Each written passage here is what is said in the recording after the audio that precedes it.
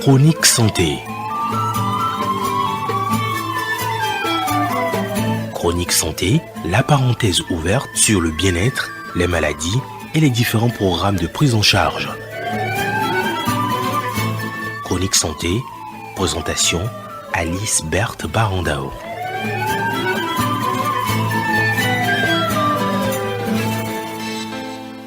Yeah, Iceberg, Razak and Joe.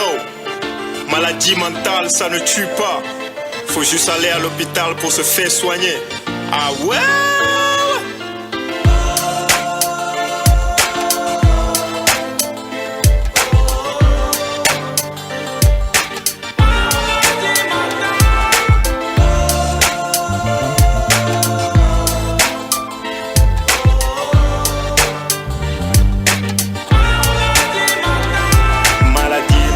Ça ne tue pas, ça ne tue pas, ça ne tue pas. Maladie mentale, ça ne tue pas, ça ne tue pas, ça ne tue pas. Il faut aller à l'hôpital pour se faire soigner, pour se faire soigner, pour se faire soigner. Maladie mentale, ça ne tue pas, ça ne tue pas. Auditeurs, bonjour. Nous voici encore une fois au rendez-vous des conseils pratiques pour nous maintenir en santé. Aujourd'hui, nous pensons qu'il s'avère nécessaire d'aider les personnes qui souffrent de la dépression. Et cette belle mélodie que nous écoutons en fond sonore a été chantée par une personne qui a souffert de la dépression, mais qui s'en est remis grâce au traitement et à l'aide qu'il a reçue à temps.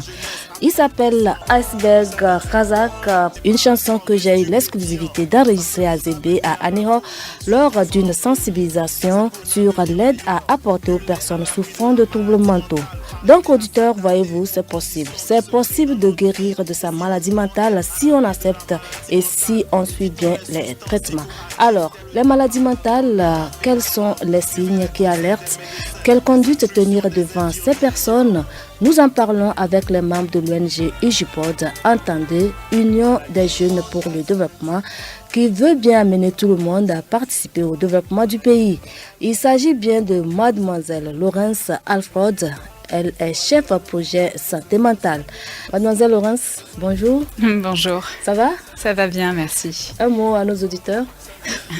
Alors bonjour à tous et merci de nous écouter. Voilà. Ok. Et une deuxième personne, c'est Monsieur Sabri Ben Abdel Hafid. Ben Abdel, j'ai bien prononcé le nom? Très bien, oui. Utilisez votre micro s'il vous plaît. Oui, très bien. Voilà. Ça va? Ça va très bien, merci. Et les activités, ça va bien? Oui, tout se passe très bien. Ok, Dieu merci. C'est un chercheur en psychologie sociale. Il est stagiaire à l'ONG UJPOD. Auditeurs, voilà le décor planté. Vous savez qui est qui. Vous pouvez participer à l'émission en posant vos questions aux invités sur nos lignes suivantes 22 22 17 76 22 21 23 00. Le 70 46 52 92. Voilà, vous pouvez nous appeler, mais ça serait en deuxième partie de l'émission vers 11h. Je vous reviens, chers invités, je vous retrouve. On veut parler de la dépression. On veut d'abord savoir quelle est cette affection qu'on appelle dépression. Mademoiselle Laurence. D'accord, ok. Alors pour peut-être un petit peu resituer, la dépression fait partie d'un des troubles mentaux qu'on peut retrouver dans les différentes affections de la maladie mentale. C'est un trouble qui est très courant en fait, la dépression. On peut dire que c'est même le trouble le plus courant. Et selon les données de l'Organisation mondiale de la santé, la dépression touche une personne sur 4. C'est-à-dire que dans notre vie, on peut être amené à un jour rencontrer ce trouble-là. C'est aussi la première cause d'incapacité à travailler dans le monde. Donc on voit vraiment que c'est très important de pouvoir prévenir et à la fois traiter la dépression parce que tout le monde peut être touché. À un moment donné de sa vie. À un moment donné de sa vie, c'est ça, tout à fait. Alors, on viendra sur les causes. Monsieur Zabri, vous avez quelque chose à ajouter sur ce qu'elle a donné comme définition?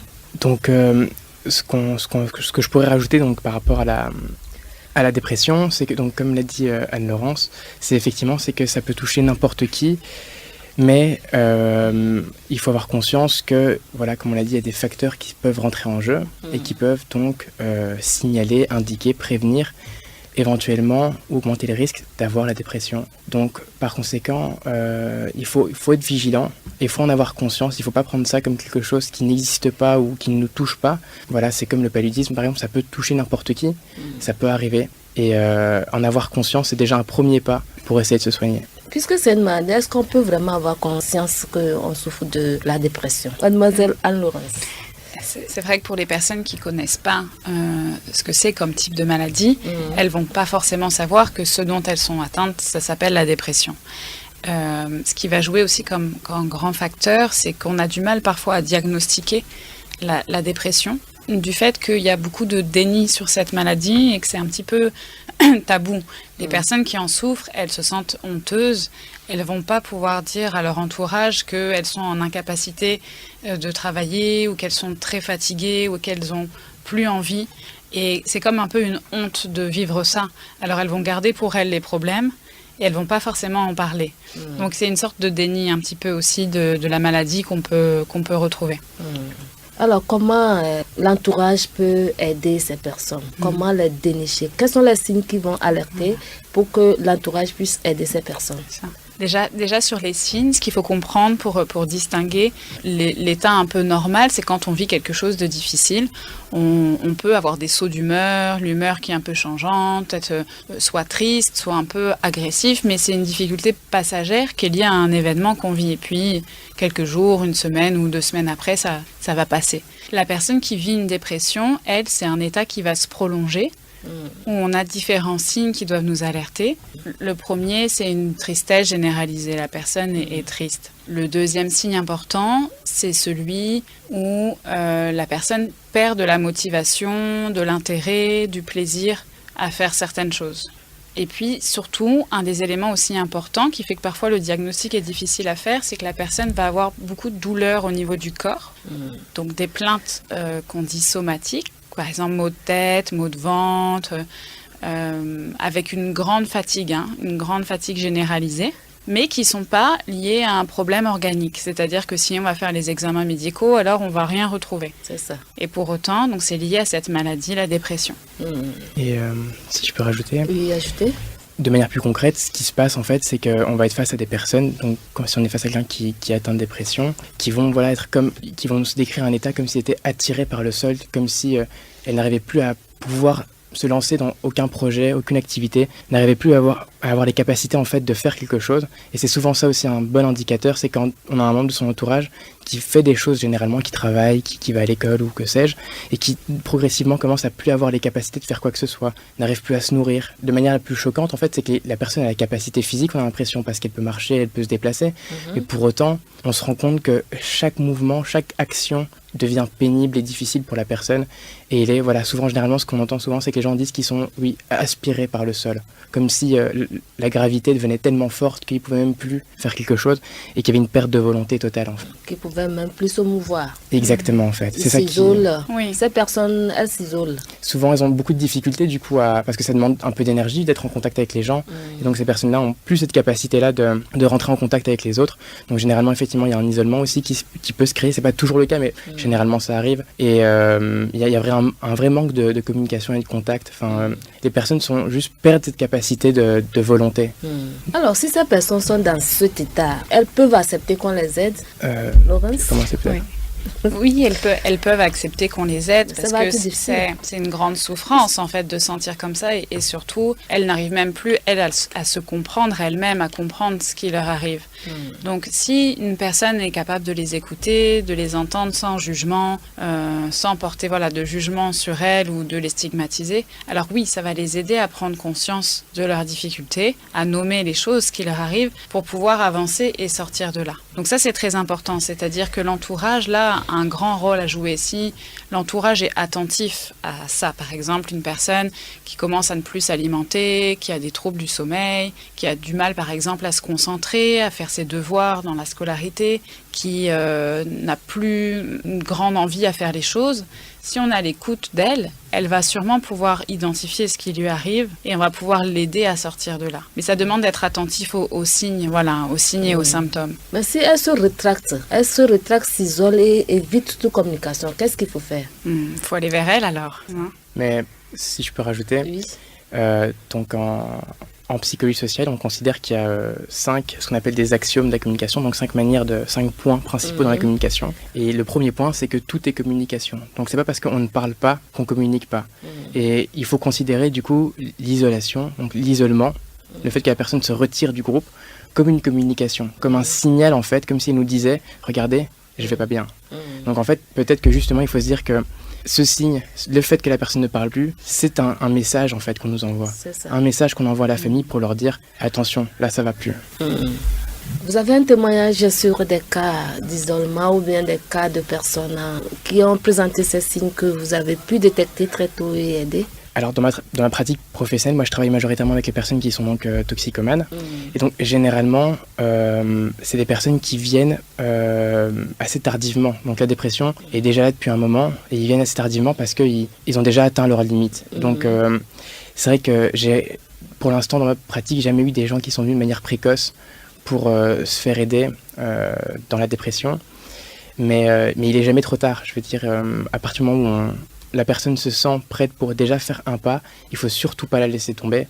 Et c'est souvent ça qui est difficile, c'est que finalement, pour que la personne puisse aller mieux, il faut qu'elle aussi ait une impulsion. Et en tant qu'entourage, famille et soignant, il faut réussir à saisir cette impulsion pour pouvoir aider la personne. C'est ça. Vous dites que tout le monde peut souffrir de la dépression à un moment de sa vie. Mais il y a quand même une cible, non? Une cible que la dépression gêne beaucoup. Je veux parler des jeunes avec des sauts d'humeur. Est-ce que les jeunes ne sont pas plus ciblés par cette maladie? Anne-Laurence. Alors, c'est vrai qu'une population jeune peut aussi souffrir de ça parce qu'il y a certains facteurs, c'est-à-dire dans l'environnement, il y a des choses qui peuvent précipiter cet état, comme notamment la recherche de l'emploi et de ne pas en trouver, la difficulté du chômage, les difficultés socio-économiques qui touchent la jeunesse. L'incompréhension de la vieille génération à la jeune génération, tous ces problèmes. Tous ces problèmes-là sont des facteurs, on va dire, mais ça peut toucher tout le monde à un moment donné de sa vie aussi. C'est-à-dire, ça peut même toucher, par exemple, une personne qui a eu un accident cardiovasculaire, donc qui n'est peut-être pas forcément jeune, mais que l'incapacité dans laquelle ça va mettre la personne, sa maladie, le fait qu'il puisse plus être actif et présent auprès de sa famille comme il était avant, ça peut être un facteur d'entrée dans la dépression, vous voyez. C'est ça. Donc, dans notre parcours, à un moment donné, on peut tous vivre un événement et ne pas arriver à trouver les ressources nécessaires pour faire face à ça, pour supporter ça, et du coup, effectivement, tomber dans la dépression. D'accord. Nous, on va supporter de garder une petite pause et on revient. Master, don't play monkey today. Don't play silly boy. No say si ma wo sona wade. Pekia to senuya. Nunya si ma wo sona wade ma. Pekia to senuya. Pekia. Ganja. Hashish. Ewo.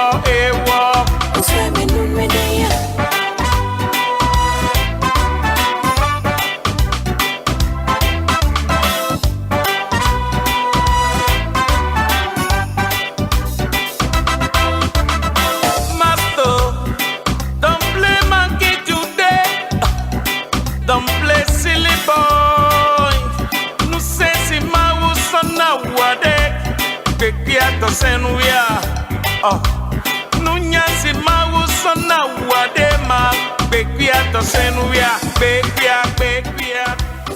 Auditeurs, nous voici de retour pour la suite de l'émission Chronique Santé qui sensibilise aujourd'hui sur la dépression, les signes qui alertent. Et nos invités, ce sont les membres de l'ONG IJUPOD, entendez, Union des jeunes pour le développement, qui veut amener tout le monde à participer au développement du pays. Il s'agit plus spécialement de mademoiselle Anne-Laurence Alford.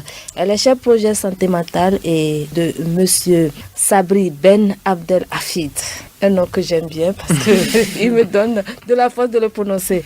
Voilà, chers invités, on se retrouve. On a effleuré un peu les causes. Auditeurs, vous pouvez participer maintenant. Si vous avez des questions, vous avez autour de vous des personnes qui présentent des signes que vous ne comprenez pas, posez des questions. Les spécialistes sont là, ils vont vous expliquer de quoi il s'agit exactement. Alors, nos lignes d'appel, c'est le 22 22 17 76, 22 21 23 00, le 70 46 52 92. 70 46 52 92. Voilà. On va savoir quelles sont les causes, qu'est-ce qui peut causer. C'est vrai qu'on avait essayé de le dire d'une manière ou d'une autre. Quelles sont les causes qui amènent une personne à être dépressive? Hein, Laurence? Alors déjà, on peut dire qu'il n'y a jamais une cause. Il n'y a pas une cause, mais il y a plusieurs. C'est multifactoriel. C'est-à-dire, nous, on préfère parler de facteurs. Un auditeur se signale déjà. Allô? Oui, allô? Oui. Ouais, bonjour. Bonjour. Je suis en train de suivre votre émission là. Oui. Oui, Vous nous appelez d'où? Je Votre pense que nom? vous n'avez pas donné une définition claire sur celle de cette maladie là. De la dépression. Si vous pouvez me reprendre ça, ça me ferait plaisir. Votre nom, vous nous appelez d'où? J'appelle de Dapan. Dapan. C'est M. Hemou. D'accord. Merci beaucoup. L'auditeur qui vient d'appeler, il veut une définition concrète de la dépression. C'est vrai qu'on l'avait donné, mais peut-être qu'il n'a pas bien compris. D'accord. On va essayer de repréciser ça. Bonjour, C'est ça. monsieur. Oui. Alors, pour être un peu plus clair, on peut dire que la dépression, c'est une maladie mentale, c'est un trouble mental qui va donc faire que la personne va être atteinte d'une tristesse très importante, mais également en fait d'une grande fatigue et de troubles somatiques en fait, des atteintes dans le corps, par exemple maux de tête, maux de ventre, mais qui ne sont pas expliqués de manière organique, c'est-à-dire quand on va faire les examens, il n'y a rien qu'on retrouve. Et cette personne-là, elle se retrouve dans l'incapacité de travailler, de conduire sa vie normalement. Et c'est ça qui est important à retenir, monsieur, c'est que ça devient une maladie quand la personne, elle ne peut plus fonctionner correctement du fait de cet état-là. Un autre se signale encore. Allô? Bonjour Madame Alice. Bonjour. Maxime Etier. Madame Alice. Oui, comment? Je veux bien. D'accord. Oui, ma question. Oui, À quel moment de la vie de l'homme peut-on avoir la dépression? d'accord. Ce sera tout. Oui, pour le moment. Ok, merci d'avoir posé cette question. Oui. On peut dire, vous savez qu'à tout moment de la vie de l'homme, même chez un enfant, on oublie de le dire, même chez un nourrisson. Et ça, c'est très important. Il y a quelque chose qui s'appelle la dépression du nourrisson. Ah bon? Oui, c'est-à-dire que quand le nourrisson, il est dans un environnement où pour lui, il y a trop de stress, il y a trop de facteurs qui fait qu'il ne peut pas se développer normalement pour survivre. Alors il s'isole de cet environnement. Vous voyez, il se dit, moi, il faut que je lutte, mais mon environnement, il est trop contraignant pour moi. Alors qu'est-ce que je vais faire? Je vais me retirer de ma relation à mon environnement. Alors l'enfant, il n'est plus en contact par le regard avec sa mère, par exemple. Il n'a plus envie de s'alimenter. Il n'a plus envie de rechercher la stimulation par le jeu, voyez. Donc même le nourrisson, il peut être atteint de la dépression. Et ça va jouer sur son développement intellectuel, sur sa capacité à grandir, à marcher, à apprendre à parler, etc. Donc vous voyez, dès le début de la vie, l'être humain, il peut utiliser cette maladie-là comme manière de lutter parce qu'il n'arrive pas à faire autrement face à un événement qui lui arrive et qui est difficile pour lui. Et tout au long de la vie, ça peut être le cas. Même la personne âgée, elle peut vivre ça. Vous avez entendu la réponse. Elle nous amène à poser une autre question. Comment aider donc ce nourrisson qui s'isole? Comment la maman peut faire? Pour la maman, c'est très important. Plus on va intervenir tôt dans la vie de l'enfant, dès qu'on va repérer ces symptômes-là, et plus vite on va pouvoir l'aider à sortir de ça. Donc la maman, elle, ce qu'elle peut faire, c'est restimuler l'enfant, rechercher son attention par le regard, essayer de lui parler avec bienveillance, avec chaleur, le contenir, et éviter les choses qui, dans son environnement, peuvent être un peu stressantes pour elle. C'est ça. Ok, on a compris. Alors parlons des causes. Monsieur Sabri. Donc, pour reprendre sur...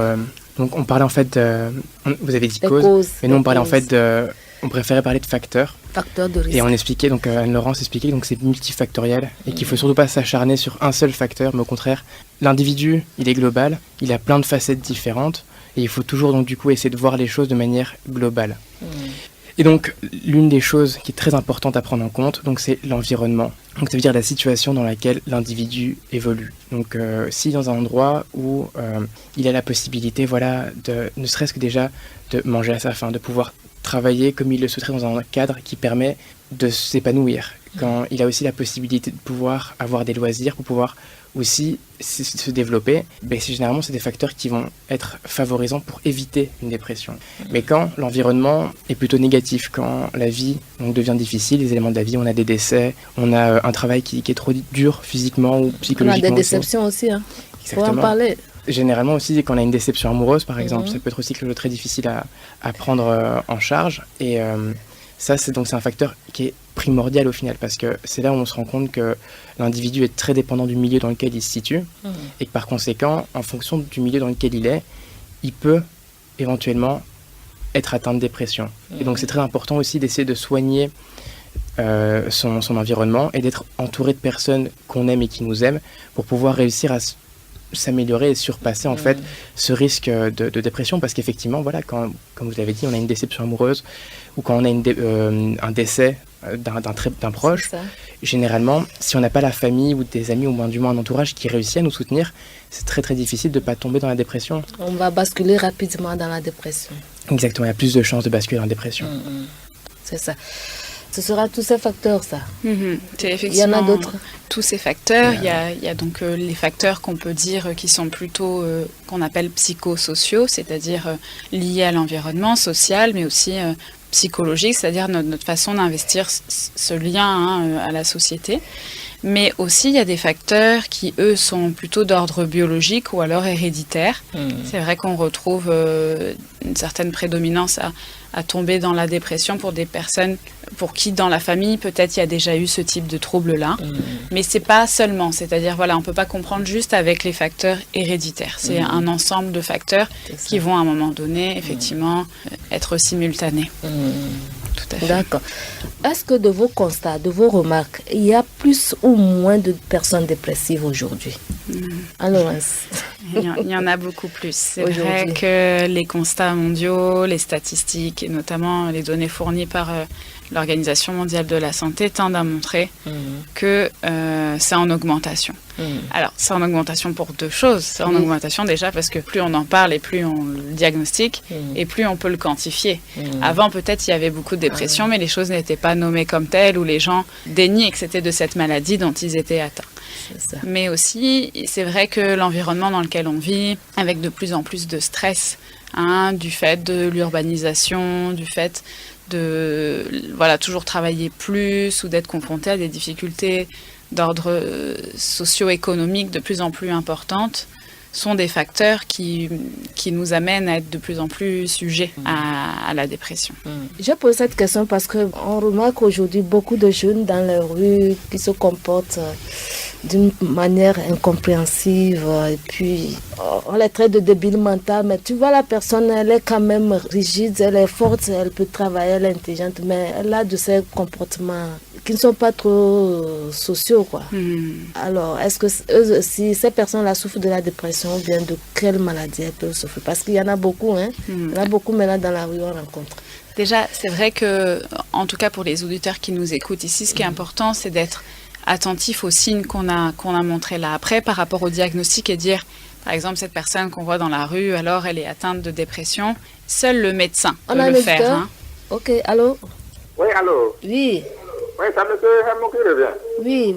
En fait, la question, c'est que j'ai un parent qui a un problème là, qui est lié à une maladie mentale. Je ne sais pas si c'est bien c'est le début, je ne sais pas. C'est que il a eu des problèmes de sa femme. Le gars a réellement pensé. Et il s'est mis à penser, à un moment, il a commencé par délirer. Un peu, je ne sais pas si c'est un début ou bien c'est une autre maladie qui est liée à ce comportement. Oui, voilà. D'accord. Merci beaucoup. Merci. Voilà un cas palpable. On parlait tout à l'heure de la déception qui peut en être une cause. Le monsieur dit que c'est un parent qui présente des troubles qu'on ne comprend pas. Il n'était pas comme ça avant. Et il a eu des petits problèmes avec sa femme et il est tombé dans ce cas. Qu'est-ce que vous lui répondez? Donc déjà, je remercie monsieur d'avoir partagé son expérience personnelle avec nous. Et déjà, première chose, il ne faut pas être trop rapide sur le diagnostic. Il faut savoir que concernant les maladies mentales, la pose d'un diagnostic est assez long. Et il ne faut surtout pas être trop rigide sur le diagnostic et se dire ça, ok, c'est la dépression, on fait que de la dépression, parce qu'on a besoin de travailler, de rencontrer les gens, de prendre le temps. Par contre, ce qui est très intéressant donc, dans ce que vient de partager monsieur avec nous, c'est que lui a décelé que dans le membre de sa famille, c'était lié à une déception amoureuse, donc il y avait un problème avec sa femme, et que du coup, c'était ça qui avait déclenché les comportements de ce membre de la famille. Et ça, c'est intéressant parce que donc, c'est quelqu'un d'externe à la situation qui a pu voir qu'il y avait peut-être un événement déclencheur. Et donc ça, c'est vraiment à prendre en compte et se dire que, d'accord, là, il y a un élément déclencheur qui est venu toucher quelque chose dans cette personne, et par conséquent, on peut sous-entendre qu'éventuellement, il y aurait une maladie mentale derrière. Après, voilà, il faut commencer à rencontrer les gens et mettre en place un travail thérapeutique avec ces personnes-là pour être bien sûr de quel diagnostic on pourrait établir. Ensuite, je ne vais pas du tout m'avancer sur ce cas-là parce que j'ai pas assez d'éléments, mais généralement, les cas de délire et de comportements anormaux, par exemple, ça concorde pas trop avec la dépression, bien que on pourrait revenir dessus, quoi. C'est ça.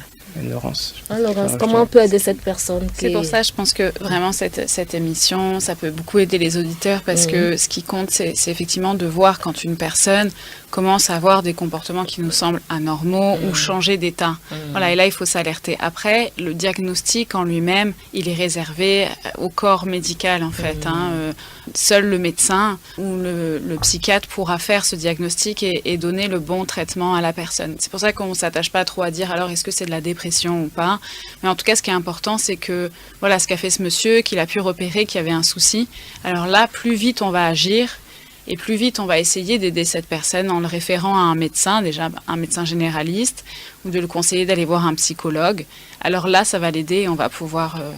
On a un auditeur. Allô? Oui, allô, madame Alice Berthe. Maxime?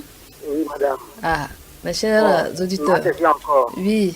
Est-ce que l'insomnie peut amener quelqu'un à la dépression? Ok. Merci.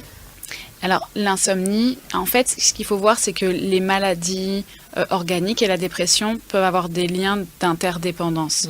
Si on fait de l'insomnie, ça va jouer sur notre humeur parce qu'on est très fatigué, on manque de sommeil et tout notre organisme en pâtit. Et le fait d'avoir une insomnie peut nous conduire à avoir une dépression. Mais à l'inverse, la dépression, elle a aussi dans ses symptômes des troubles du sommeil, voyez. Donc c'est pour ça qu'il faudra prendre en compte un petit peu la globalité de ce que vit la personne pour arriver à identifier ce qu'elle a et comment alors la traiter. Alors donc, au sein de nos familles, nous devons être observateurs, observatrices pour nous aider. C'est ça. Et au sein de la communauté, qu'est-ce qu'il faudra faire pour aider une personne dans le cas?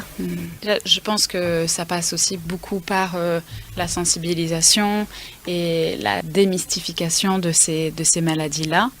Mais aussi de lutter contre la stigmatisation. Et si on reprend par exemple le cas d'une dépression, d'une personne qui a du mal à vivre une situation qui lui arrive, par exemple elle a du mal dans sa scolarité, elle n'ose pas en parler, et puis elle lutte beaucoup toute seule, et alors elle en parle à personne, et elle tombe en dépression. Et elle va un petit peu s'isoler, elle va commencer à moins parler, elle va plus s'alimenter. Peut-être l'entourage va dire « Ah, c'est parce qu'il se passe quelque chose envers nous », qu'elle est comme ça. Ils vont peut-être penser, l'accuser que c'est elle qui a des difficultés avec son entourage, voyez, et qu'elle se comporte comme ça, et qu'elle ne devrait pas se comporter comme ça vis-à-vis de son entourage. Alors que peut-être elle a quelque chose qui lui arrive, qui fait qu'elle a du mal à rentrer en interaction avec son entourage. Donc déjà, je pense que l'ensemble de la communauté, si elle est sensibilisée à ça, elle saura aussi mieux se conduire pour changer un petit peu la vision qu'on peut avoir de ces maladies-là, qui sont encore très mal vues, comme si aussi ces personnes-là, elles étaient faibles, voyez, faibles, qu'elles étaient, ou alors tout simplement elles moquaient de motivation, qu'elles pouvaient un petit peu changer les choses et que si elles n'y arrivaient pas, c'était de leur faute, voyez. Donc déjà, je pense que ça, la communauté, plus on va ensemble essayer de sensibiliser et de démystifier un petit peu la maladie mentale, et plus on pourra aider son son prochain, en fait. C'est ça. En tant que chef projet maladie mentale au sein de l'ONG UJPOD, quel est votre rôle concret? D'accord. Moi, je coordonne les actions qui sont liées à la santé mentale au sein de l'ONG UJPOD.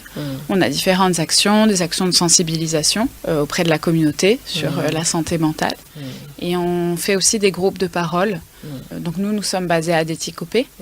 Nous sommes des groupes de parole à l'adresse donc, du coup, des adolescents, mais aussi des parents, de toute personne de la communauté qui veut bien participer à ces groupes de parole-là, où on traite justement, on essaye de promouvoir la santé mentale, de pouvoir parler avec eux de ce qui leur arrive, des difficultés qu'elles peuvent rencontrer. Et si elles veulent venir rencontrer un psychologue, on est à leur écoute pour ça. Vous rassemblez les jeunes ou bien vous allez les chercher dans leur maison, dans la rue? Comment est-ce que vous faites? Comment est-ce que vous travaillez concrètement? D'accord. En fait, on les sensibilise par le biais des autres activités aussi qu'on fait au sein de l'ONG, puisque l'ONG a à cœur de travailler vraiment auprès de la jeunesse. Donc, il y a des activités socio-éducatives qui se déroulent toutes les semaines. Et donc, les jeunes connaissent bien en fait l'ONG et c'est par ce biais-là notamment qu'on les sensibilise. Mais on essaye aussi de plus en plus d'essayer d'identifier un petit peu comment on pourrait les rencontrer autrement, donc par le biais des lycées, des collèges, etc. Alors, un exemple, vous avez pu aider un jeune qui devait basculer dans la dépression? En tout cas, c'est vrai que parler d'un cas, c'est un peu difficile parce que c'est quelque chose de personnel et qu'on ne peut pas trop dévoiler aussi. Non, pas donner le nom quand même. La personne était en train et vous avez, par vos activités, vous l'avez aidé à se retrouver. C'est des exemples comme ça qu'on veut, palpables, quoi. Okay. Ce qu'on pourrait donner comme exemple, par exemple, sur les groupes de parole qu'on constitue, c'est qu'il y a beaucoup de personnes qui ont pu parler de ce qui leur est arrivé, parce que chacun dans notre histoire, on a des événements difficiles. Donc, par exemple, un monsieur qui a vécu très récemment le deuil de son fils. Et puis, du coup, le fait de pouvoir parler, qu'est-ce que c'est qu'un deuil, comment se passe le processus du deuil, quelles sont les étapes normales, ce à quoi on doit être attentif quand ça se passe pas bien, et que l'ensemble de la communauté puisse discuter avec lui, pour que lui, en extériorisant son problème, en fait, il va arriver à trouver quelles sont les ressources dans son entourage qui vont pouvoir l'aider. Alors, par exemple, si la personne se rend compte que le fait de lire ou le fait de faire du sport ou le fait d'arriver à refaire, par exemple, des fêtes comme elle n'arrivait plus à le faire depuis ce deuil-là, ça va participer à l'aider à se reconstruire. Vous voyez, donc c'est ça un petit peu le travail qu'on fait, c'est le fait de parler avec le groupe de ce qui leur arrive et de comment trouver des façons de faire face. Ça participe à aider la personne à sortir de la dépression, parce que ce monsieur en fait avait tous les signes de la dépression, effectivement, quoi. C'est ça. C'est bien, hein? Courage. Alors, on a parlé des signes, des manifestations de la dépression. Quand une personne présente tous ces états, qu'est-ce qu'il faut faire? Où est-ce qu'il faut l'amener? Qu'est-ce que le parent peut faire en même temps pour pouvoir l'aider à éviter ou bien à ne pas trop basculer dans la dépression? Monsieur Sabri. D'accord. Donc, comme on l'a dit déjà, l'entourage est la première ligne de défense face à la maladie mentale et surtout face à la dépression. Donc la toute première chose à faire, selon moi surtout, c'est déjà que la famille puisse prendre en compte la demande et essayer d'entendre ce qu'a à dire la personne qui se sent mal, pour essayer de comprendre qu'est-ce qui ne va pas. Ensuite, la deuxième chose à faire, c'est d'aller consulter et demander de l'aide en fait chez des soignants, des professionnels de la santé qui sont tout à fait capables de pouvoir prendre en charge les gens. Donc on ne parle pas d'office d'une hospitalisation, on parle juste de prendre un rendez-vous chez d'abord un médecin qui peut après nous renseigner vers un psychiatre et vers un psychologue. Et là, ça permet de laisser en fait un espace, comme ça l'individu, donc la personne malade, elle aura un espace où elle pourra parler sans être jugée et pouvoir libérer en fait sa conscience de certaines peines qu'elle peut subir sans avoir un risque que ce qu'elle dit puisse être entendu par d'autres personnes, donc protégée par l'anonymat, mais surtout pouvoir se libérer de certaines choses. Donc en fait, l'idée c'est déjà de demander de l'aide auprès de professionnels de la santé, donc majoritairement auprès de psychiatres et de psychologues. Donc dans les hôpitaux tels que le CHU Campus, le CHU Sylvanus Olympio, certaines ONG qui ont des psychologues qui peuvent prendre en charge aussi les personnes qui le souhaiteraient. Malgré tout, il y a quand même quelques endroits où on peut quand même demander de l'aide. C'est ça. et bien sûr le centre psychiatrique de Zébé à l'Hérault. C'est ça. Alors, quels sont les comportements donc à éviter par rapport à l'aide qu'il faut apporter à une personne dépressive? Parce qu'on peut la juger, on peut se mettre à crier sur elle. Quels sont les comportements que les parents, la famille doivent éviter face à une personne qui présente de ces signes? Je pense que le plus important, c'est de ne surtout pas stigmatiser, d'exclure la personne. Parce qu'à partir du moment où la personne se retrouve seule, elle va avoir d'énormes difficultés à pouvoir réintégrer son groupe et donc à avoir accès à de l'aide au final. Parce que comme on l'a dit, c'est le groupe qui va venir en aide à la personne. Et c'est comme quand on a une maladie somatique comme le paludisme, quand on n'est pas bien, on a besoin que quelqu'un d'autre vienne nous aider pour nous soigner, pour nous faire les injections, etc. Donc c'est pareil pour une maladie mentale. Il faut que quelqu'un d'autre, que l'autre vienne nous aider pour pouvoir nous aider à nous en sortir. Donc si on commence en fait à exclure l'individu, à le faire sortir du groupe et surtout à le stigmatiser, donc ça veut dire avoir un comportement négatif à l'égard de quelqu'un, avoir un jugement négatif à l'égard de quelqu'un, on ne peut pas l'aider. Donc effectivement, si on arrive avec les sensibilisations à démystifier le côté négatif de la dépression et expliquer que voilà, c'est pas quelque chose qui est contagieux, c'est pas en étant en contact avec l'individu dépressif qu'on va devenir nous-mêmes dépressifs, mais qu'au contraire, si on est en contact avec eux et qu'on commence à aider l'individu dépressif, on peut permettre d'améliorer sa situation.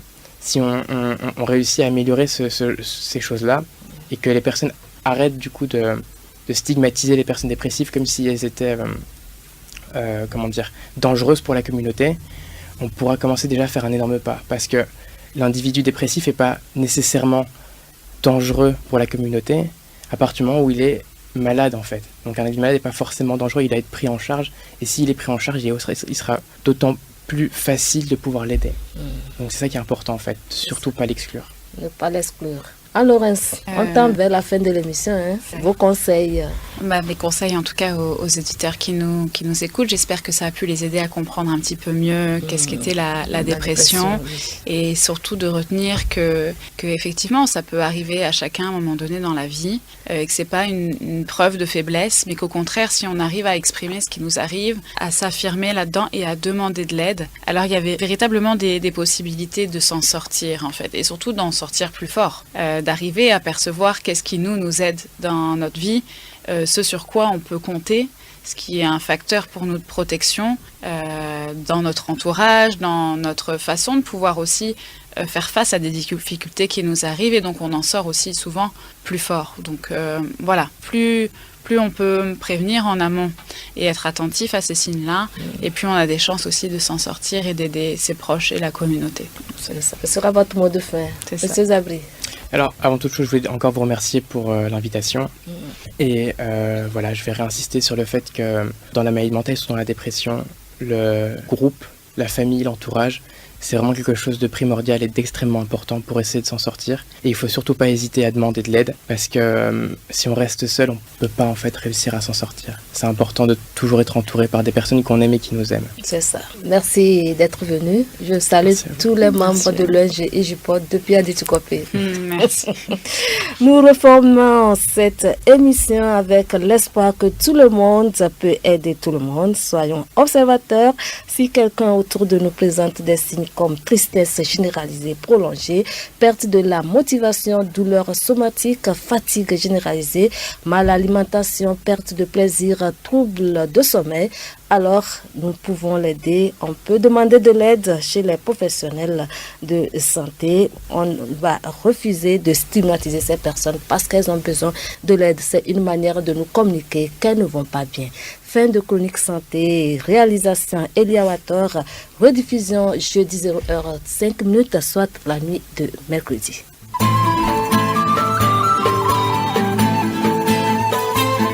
C'était Chronique Santé, la parenthèse ouverte sur le bien-être, les maladies et les différents programmes de prise en charge.